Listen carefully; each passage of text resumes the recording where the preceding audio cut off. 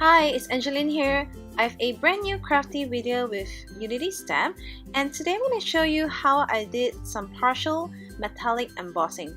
So first up, I've already stamped and colored this cute gnome set from Unity stamp with my Copic markers, and I am grabbing this Darice embossing border folder, which is the Flourishes set, and also some Nuvo Mousse.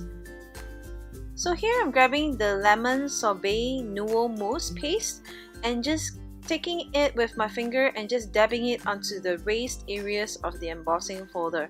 This will give a metallic effect when you emboss it onto your card.